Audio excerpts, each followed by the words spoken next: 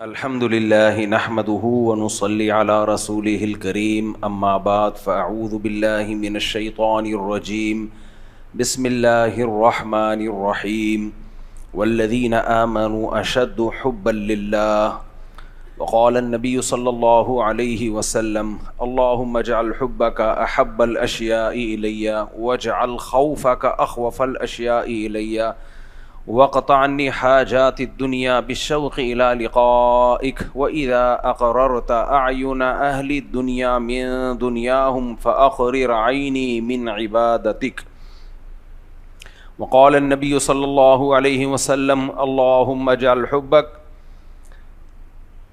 اللهم ارزقني حبك وحب من يحبك وحب عمل يقربني إلى حبك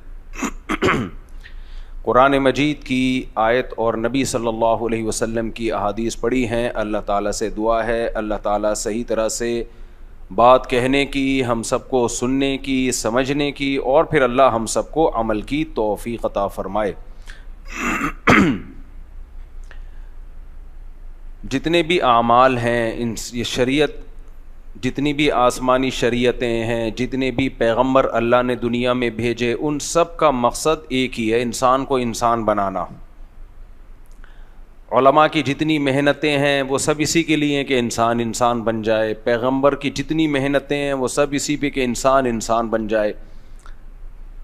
ہر شخص محنت کر رہا ہے اور کسی نہ کسی کام میں لگا ہوا ہے. دنیا میں بالکل فارغ کوئی بھی نہیں ہے. حتیٰ کہ جو سارا دن سو رہا ہے نا وہ بھی کچھ کر رہا ہے. سونا بھی ایک عمل ہے. پڑا ہوا ہے تو یہ بھی کچھ کر رہا ہے. فارغ صرف وہ ہوتے ہیں جو مر گئے، مردہ ہو گئے، وہ کچھ نہیں کر رہے ہوتے. ہم ان کے ساتھ کر رہے ہوتے ہیں، ان کو غسل دے رہے ہیں، کفن دے رہے ہیں، جنازہ پڑھ رہے ہیں، دفنا رہے ہیں. وہ بیچارے کچھ بھی نہیں کر سکتے. تو پیدا ہوتے ہی انسان، بلکہ ماں کے پیٹ میں جب جان پڑتی ہے نا اسی وقت سے شروع ہو جاتا ہے، لاتے مارتا ہے. جو بچے ایکٹیو ہوتے ہیں نا ماں کے پیٹ میں ہی ایکٹیو ہوتے ہیں. وہ جب پورے مکمل ہو جاتے ہیں تو ماؤں کو پتہ چل رہا ہوتا ہے کہ یہ ایکٹیو ہے یا سست ہے. وہ ماں کے پیٹ میں ہی گھوم رہے ہوتے ہیں. بس نہیں چل رہا ہوتا کہ مارکیٹ میں پہلے آ جائیں. وہ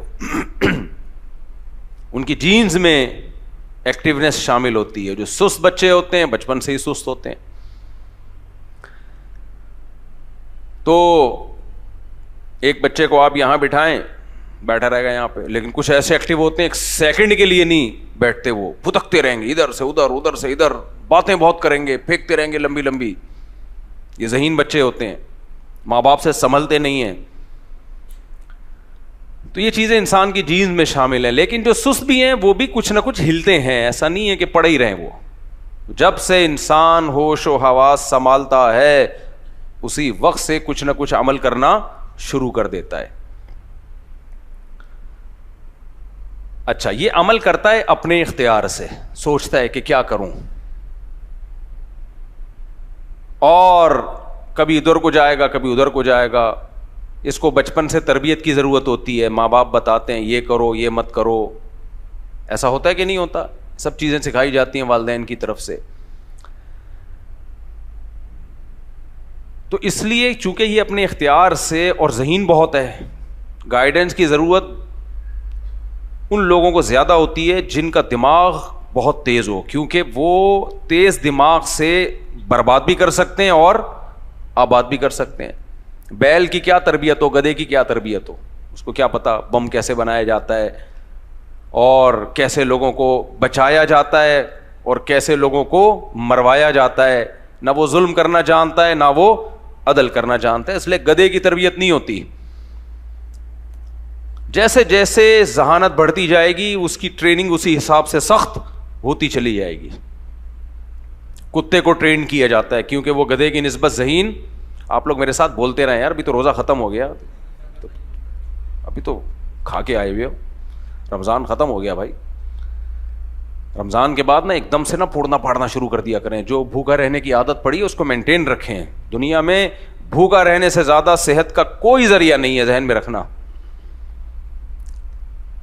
اگر آپ چاہتے ہو نا صحت بنانا، ایکسرسائز بھی ہے, یہ بھی, وہ 20 چیزیں ہیں. سب سے بہترین طریقہ صحت بنانے کا پتہ ہے کیا؟ بھوکا رہنا سیکھو, کھانا پینا چھوڑ دو بس. آپ کہہ سکتے ہو کھانا تو ضروری ہے صحت کے لیے, بھائی چھوڑو گے تو جب مرنے لگو گے تو کھا لو تھوڑا سا, وہ تھوڑا سا کھاؤ گے ٹھا کر کے لگے گا, لیکن وہ تھوڑا سا پھر کوالٹی والا کھاؤ, اچھا کھاؤ پھر. تو خیر ٹاپک چینج نہ ہو جائے میرا. جب بھی خدا کی قسم میں یہ کھانے پینے کی بات کرتا ہوں, میرا دل چاہتا ہے اس ٹاپک کو لمبا کروں. پتہ ہے کیوں؟ دل نہیں چاہتا اس ٹاپک کو چھوڑوں. دیکھو جو چاہتا ہے نا اس کی اپنی بھی تربیت ہو, لوگوں کی بھی تربیت ہو, تو وہ اس کی کو پکڑنے کی کوشش کرتا ہے کہ ایک بیسک کی, آپ کے ہاتھ میں ایک چابی آ گئی تو سارے خزانے کس کے پاس ہیں؟ آپ کے پاس. اور چابی کو فوکس نہیں کر رہے, لاکر اٹھا کے بھاگنے کی کوشش کر رہے, وہ نہیں اٹھے گا بھائی, وہ بہت بھاری ہوتا ہے, پکڑے بھی جاؤ گے. چور کوشش کرتا ہے چابی بنوائے. میری بائک ایسے ہی چوری ہوئی تھی, جس کو میں چلانے کے لیے دیتا تھا اس نے چابی بنوا کے غائب کر دی. پھر پتا چلا محلے میں اس کا کام ہی یہی ہے, اور اسی کو ہم گھر کی نگرانی کے لیے بٹھایا کرتے تھے کہ کوئی چور نہ آ جائے گھر میں. ماشاءاللہ بڑے بڑے واقعات ہیں, کبھی خوشبو لگا کے اکیلے میں آگے بیٹھو, واقعات کی ایک طویل فہرست ہے. جس کو ہم گھر میں بٹھاتے تھے نا تراویح کے دوران, نگرانی کرے گا, ماشاءاللہ پتہ چلا وہی کر رہا ہے. وہ اس ٹائم پہ نہیں کرتا تھا, بس اس وقت نگرانی کر رہا ہوتا تھا, لیکن چیک کر رہا ہوتا تھا کہ کہاں سے چوری ممکن ہے. بڑے بڑے فنڈر الحمدللہ پاکستان میں, پوری دنیا میں پڑے ہوئے ہیں, اللہ کا بڑا فضل ہے. خیر, کبھی کبھار ایسے لوگوں کو دیکھ کے خیال ہوتا ہے کہ شاید ہم جنت میں چلے جائیں.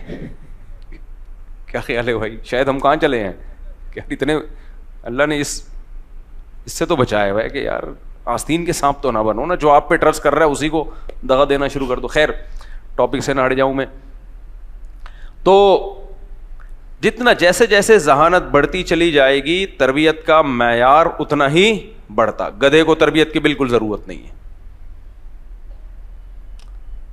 گائے تھوڑی سی زیادہ ذہین ہوتی ہے, اس کو تھوڑی سی تربیت کی ضرورت ہوتی ہے.